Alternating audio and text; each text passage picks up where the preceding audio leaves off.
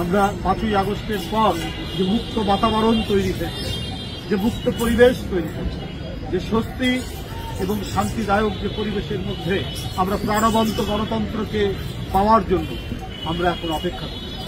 আমরা বলছি যে প্রয়োজনীয় সংস্কার সম্পন্ন করে তাড়াতাড়ি অবাধ এবং সুষ্ঠু নির্বাচনের আপনারা ব্যবস্থা করবেন। অন্তর্বর্তীকালীন সরকারের কাছে এটা বারবার আমরা আহ্বান জানিয়েছি, দাবি করছি।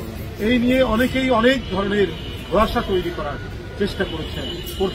আমার মনে হয় অন্তর্বর্তীকালীন সরকার সেই সবে কান না দিয়ে অতি দ্রুত যার প্রতীক্ষা দীর্ঘদিনে, যে দাবি করতে গিয়ে ইলিয়াস আলী নেই আমাদের কাছ থেকে, চৌধুরী আলম নেই, সাইফুল ইসলাম হিরু নেই, সুমন নেই, জাকির নেই, অসংখ্য নাটক কর্মী আমাদের নেই, কিন্তু অবাধ সুষ্ঠু নির্বাচন নিশ্চিত করা এই দাবি নিয়ে গণতন্ত্রের অন্যান্য যে উপাদানগুলি সেটি প্রতিষ্ঠা করা, আমাদের মাঝ থেকে মানবিক সাম্য, আমাদের মাঝে ন্যায় বিচার, মানুষের শেষ আশ্রয়, এটা শেখ হাসিনা একেবারে উচ্ছেদ করেছে।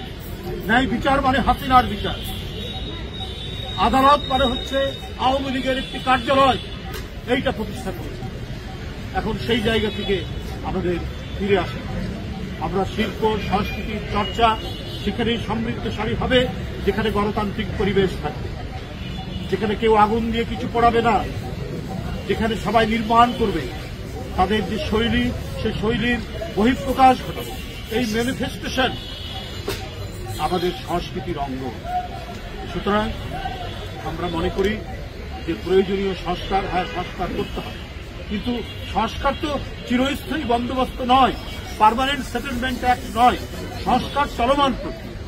এখন যতটুকু করা যায় হবে, আবার যারা ক্ষমতা আসবেন অনেক জায়গা থেকে অনেক দাবি আসবে, কথা উঠবে, সেটা রাজনৈতিক দল এবং জনপ্রতিনিধিরা সেটা বিবেচনায় নিয়ে সংস্কারের ধারাবাহিকতা চলবে, কিন্তু গণতন্ত্রের ধারাবাহিকতা তো বন্ধ রাখা যাবে না। গণতন্ত্রের ধারাবাহিকতা কেউ অক্ষুণ্ণ রাখবে।